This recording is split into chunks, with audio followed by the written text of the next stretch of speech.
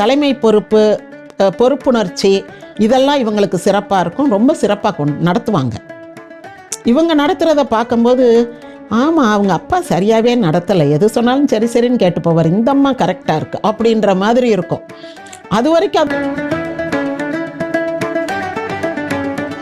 அந்த காலத்தில் ஒரு பெண்ணை கல்யாணம் பண்ணி ஒரு மருமகள் ஒரு அடங்காப்பிடாரியாக இருந்தால் அந்த குடும்பத்துக்கு ஆகாது, மாமியார் சொல் பேச்சு கேட்காமல் இருந்தால் அந்த குடும்பம் நிம்மதி இல்லாமல் போயிடும், சண்டை சச்சரவாக இருக்கும், ஹஸ்பண்டுக்கு நிம்மதி இருக்காது அப்படின்ற ஒரு அர்த்தத்தில் பெண் மூலம் நிர்மூலம்னு சொன்னது. இப்போ எல்லாமே ரொம்ப ரிஜிட் கிடையாது. கொஞ்சம் அவங்க பேச்சு வார்த்தை நடவடிக்கை அப்படியே தான் தெரியும், ரக்கடாக தெரியும். அந்த ரக்கட் வார்த்தை இங்கே தான் பயன்படுத்தணும் தெரியும். ஆனால் அடுத்த நிமிஷத்தில் இவங்க எந்த இடத்துல இருந்தாலும் அந்த இடத்துல தர்மம் தழைக்கும், நீதி நிலைக்கும், அந்த குடும்பம் நல்ல சிறப்பாக வரும், அந்த கம்பெனி நல்ல லாபமாக நடக்கும், இவங்களுடைய சகோதரர்கள் இவங்களுக்கெல்லாம் அவங்க நல்லவங்களாக இருப்பாங்க, எல்லாருக்காகவும் பாடுபடுவாங்க. இவங்களுக்கு அந்த அடுத்தடுத்த ராசிகள்லாம் சனி ராசியாக இருக்கிறனால நிறையா சமூக பணிகள் செய்வாங்க. இப்போ பக்திமானாக இருப்பாங்க, கோயிலில் கோயில் திருப்பணிகள், வசதியானவங்கன்னா கும்பாபிஷேகம் பண்ணுவாங்க, ஏழையாக இருந்தால் உழவார பணி செய்வாங்க. அந்த மாதிரி பொதுநல பணிகள் காசு இல்லாமல் செய்கிறது இவங்க அதில் ரொம்ப கெட்டிக்காரங்க, பொதுநல பணிகள் செய்வாங்க.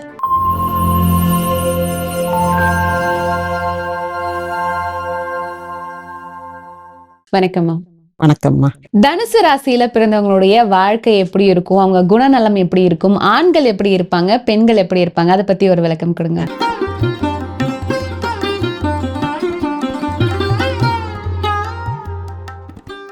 தனுசு ராசி ஒரு தர்ம ராசி, நெருப்பு ராசி. இவங்களுடைய வேலைகள் எல்லாமே, பேச்சு எல்லாமே தர்ம சிந்தனை சார்ந்து தான் இருக்கும். அதாவது சூது வாது வன்மம் அதெல்லாம் இருக்காது. பேசுகிறதும் ரொம்ப அழகாக பேசுவாங்க, ரொம்ப அழகாக பேசுவாங்க. ஆனால் அத்தாரிட்டேட்டிவாக பேசுவாங்க.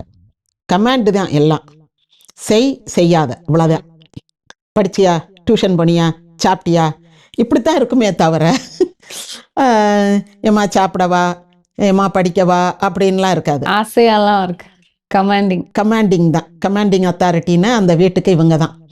அதான் ஆண் மூலம் அரசாளும் பெண் மூலம் நிர்மூலம்னுவாங்க. அது பெண் மூலம் நிர்மூலமாக்குறதுன்னு ஏன் சொல்கிறதுனா, பெண் அதிகாரம் பண்ண ஆரம்பிச்சிருவா அந்த வீட்டில் அப்படின்றதுனால. ஆனால் இவங்க அதிகாரம் பண்ணுவாங்க. ஒரு மூல நட்சத்திரம் அல்லது தனுசு ராசி, மூலத்துக்கு மட்டும் அதை சொல்கிறேன், மற்ற நட்சத்திரங்கள்லாம் அந்த ராசியில் இருக்குது, அதனால் அப்படி சொல்கிறது. மற்றபடி அந்த ராசிக்காரங்க எப்படி இருப்பாங்கன்னா அதிகாரம் பண்ணுவாங்க. எல்லாம் என் கண்ட்ரோலில் தான் இருக்கணும் இந்த வீடு, அப்படின்னா தான் அந்த வீட்டில் இருப்பேன், நீ சொல்கிறத நான் கேட்குறதுக்கு இங்கே இருக்க மாட்டேன் அப்படிம்பாங்க. இது திருமணத்திற்கு பிந்தைய வரலாறு. திருமணத்துக்கு முன்னாடி அவங்க எப்படி இருப்பாங்கன்னா அம்மா அப்பா பேச்சை கேட்டு அப்படி பொட்டு போல இருப்பாங்க. குறிப்பாக பெண்கள். ஆண்களுமே அப்படித்தான். திருமணத்திற்கு முன்னாடி வரைக்கும் அவங்களுடைய லைஃப் தீம்பின்னு தான் பார்க்கணும். அந்த படிக்கிற காலத்துல எல்லாம் ரொம்ப ஒபீடியன்ட் ஸ்டூடெண்ட்டாக இருப்பாங்க. பெரியவங்க முன்னிலையில் ரொம்ப மரியாதையாக அன்பாக அடக்கமாக, அதாவது அவங்க ஒரு அடல்ட்னு ஆகிற வரைக்கும், ஆண்கள் ஒரு வேலைக்கு போய் சம்பாதிக்கிற வரைக்கும் அவங்களுடைய நடவடிக்கை ரொம்ப வித்தியாசமாக இருக்கும். வேலைக்கு போய் சம்பளம் வாங்கிட்டா அதுக்கு பிறகு அவங்க அப்பா அம்மா எல்லாம் அங்கே உட்காரு அப்படின்ட்டுருவாங்க. இவங்களே அந்த பொறுப்பு எடுத்துக்கிடுவாங்க, ரெஸ்பான்சிபிலிட்டி எடுத்துக்கிடுவாங்க. அதுதான் மெயின்.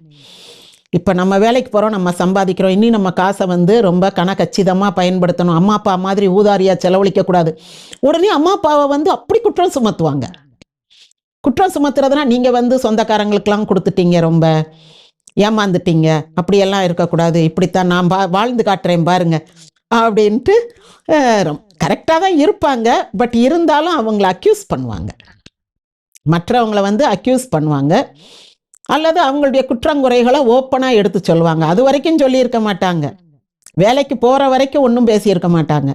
வேலைக்கு போய் தன் காலில் நிற்கிறோன்றது தெரிஞ்ச உடனே அப்போ தான் ஒவ்வொரு குற்றமாக எடுத்து சொல்லுவாங்க. ஏன்னா அது வரைக்கும் அவங்க டிபெண்ட்டாக இருந்தாங்கல்ல, அப்போ ரொம்ப சேஃப் டிபெண்ட்டு. இப்போ வந்து டோட்டலி இண்டிபெண்ட்.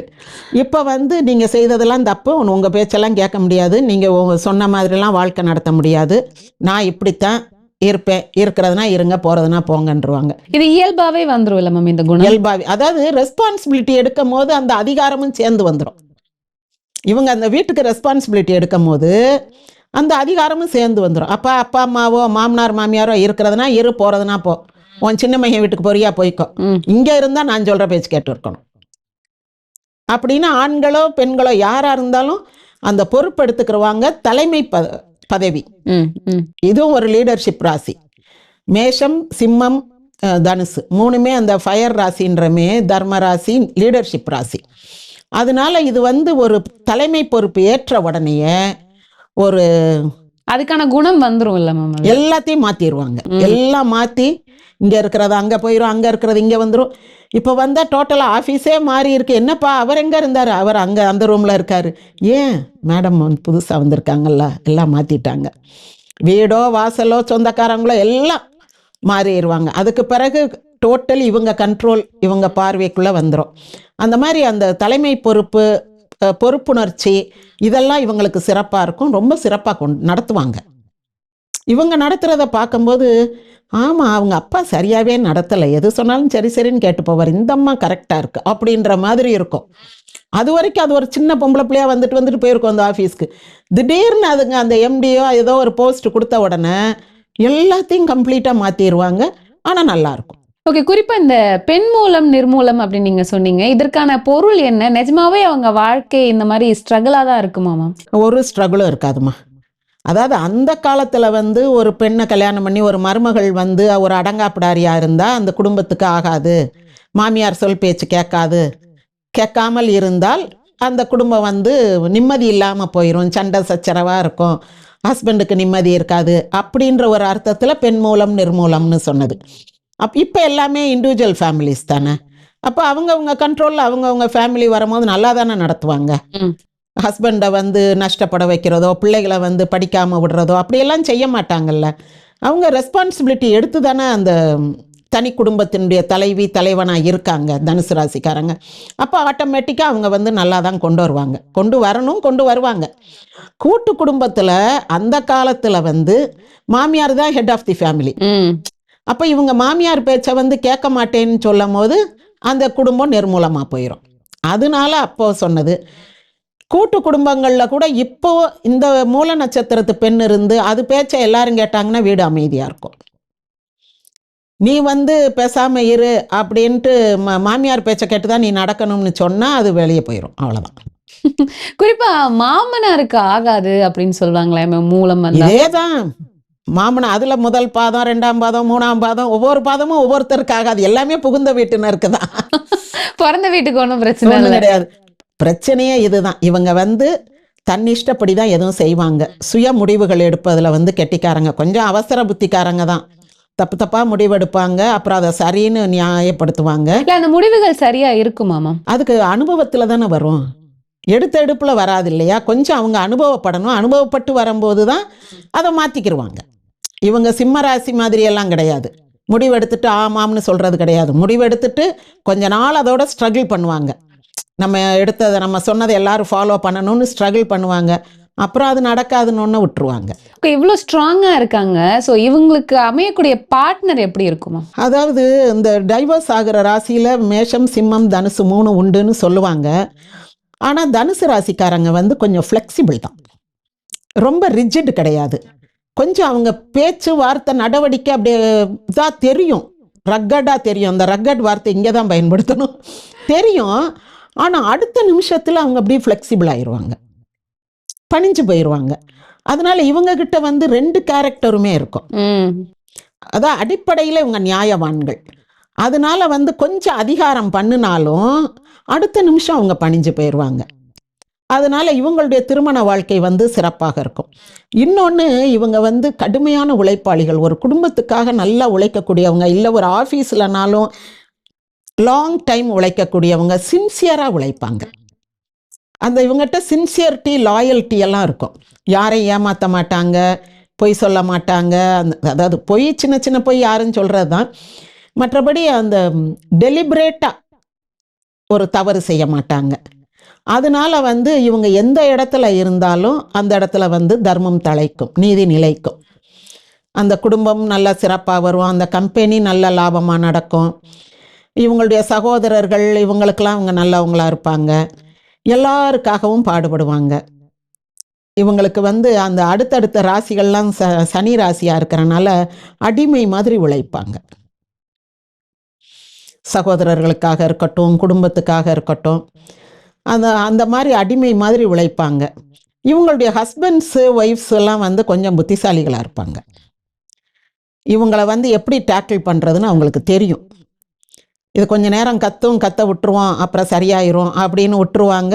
அப்புறம் ஆட்டோமேட்டிக்காக சரியாயிருவாங்க. இவங்களால வந்து அன்பு இல்லாமல் இருக்கவே முடியாது. எப்பவும் சண்டை போட்டுக்கிட்டு கோவமாலாம் இருக்கவும் முடியாது. இவங்களை யாராவது கோவிச்சா கூட இவங்க உடனே வந்து அவங்க கிட்ட அன்பு செலுத்தி, ஏன்னா இவங்க மனசு வந்து தர்மமான மனசு.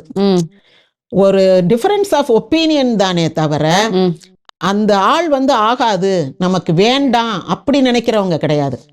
ஒரு ஆஃபீஸ்லேயே சண்டை சச்சரவு வந்தாலும் சொல்லுவாங்க, சொல்லிட்டு அப்புறம் மறுநாள் கூப்பிட்டு திரும்ப பேசுவாங்க, வேலை கொடுப்பாங்க. அந்த மனசுல வன்மம் வச்சு இவனை இந்த வேலையை விட்டு தொலைக்கணும் அப்படின்னு நினைக்க மாட்டாங்க. அதனால இயல்பாகவே இவங்க வந்து அன்பு உடையவங்க. மனசுல வந்து அன்பு இருக்கும். இவங்களுக்கு சூது வாது வன்மம் அப்படிலாம் இருக்காது. ஸோ கொஞ்சம் கோபமாக பேசிட்டா கூட அந்த கோபம் பேசிக்கிட்டு இருக்கும் போதே அப்படியே டைங் டைங் டைங் டைங்னு மெலிசாயிரும், வாய்ஸு மெலிசாயிரும். அப்படியே அன்பாக பேச ஆரம்பிச்சிருவாங்க. நான் எதுக்கு உங்களுக்கு சொல்கிறேன்னா உங்கள் நன்மைக்கு தான் சார் சொல்கிறேன், அப்படியே ஸ்விட்ச் ஓவர் ஆகும். அதனால இவங்களுடைய கோபதாபங்கள்லாம் மொமெண்ட்ரி தான். கொஞ்சம் இரக்கம் இல்லை, இரக்கமானவங்க. இறங்கி வந்துடுவாங்க. இறங்கி வந்து அன்பாக பேச ஆரம்பிச்சிருவாங்க. அன்பான நடவடிக்கை தான். அவங்க வந்து அவ்வளவு ஆபத்தான பேர்வழிகள் கிடையாது. என்ன கொஞ்சம் அதிகாரம் பண்ணுவாங்க, அவ்வளோதான். அதிகாரம் செல்லுபடியாச்சுன்னா அதிகாரம் பண்ணுவாங்க, அதிகாரம் செல்லுபடி ஆகாதுன்னா அமைதியாக போயிடுவாங்க. ஆமாம், ட்ரையல் அண்ட் எரர் மாதிரி தான் அவங்க லைஃபு. ஆனால் நல்லவர்களாக, நேர்மையானவர்களாக, உத்தமர்களாக அப்படி இருப்பாங்க. ஸோ நல்லவனுக்கு என்றைக்கும் காலம் உண்டு, நல்லவன் வாழ்வான். அதனால இந்த தனுசு ராசிக்காரங்க ஆணோ பெண்ணோ குழந்தையோ வேலை பார்க்குற இடத்துல வீட்டில் சமுதாயத்துக்கு பயனுள்ளவங்களாக இருப்பாங்க.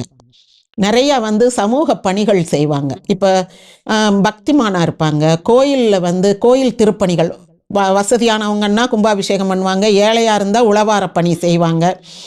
அந்த மாதிரி பொதுநல பணிகள் காசு இல்லாமல் செய்கிறது இவங்க வந்து அதில் ரொம்ப கெட்டிக்காரங்க. பொதுநல பணிகள் செய்வாங்க.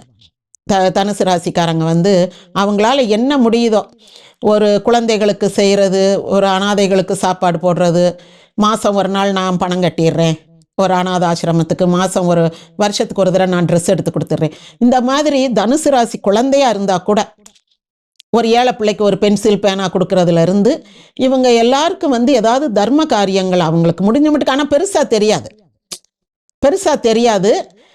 அதை விளம்பரப்படுத்துகிறதோ அதை பெருசுபடுத்துகிறதோ கிடையாது. இவங்க அளவுக்கு இவங்க ஏதாவது நல்லது செய்துக்கிட்டே இருப்பாங்க. Helping mind. ஆமாம், அதாவது முகந்தெரியாதவர்களுக்கு செய்வாங்க.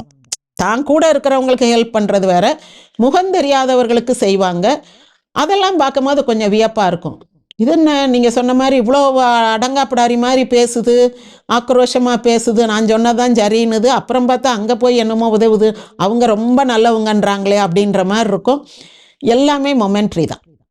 இவங்களுடைய கோபதாபங்கள்லாம் கொஞ்ச நேரம்தான் இருக்கும். மற்றபடி மனசில் வந்து ரொம்ப அன்பு நிறைந்தவர்கள்னா அந்த தனுசு ராசிக்காரங்க. ஓகே, ஸோ தனுசு ராசியில் பிறந்தவங்களுடைய வாழ்க்கை எப்படி இருக்கும், குணம் எப்படி இருக்கும் அப்படிங்கிறத பற்றி நிறைய விஷயம் எங்களுக்காக சொன்னீங்க. நன்றிம்மா. நன்றிம்மா.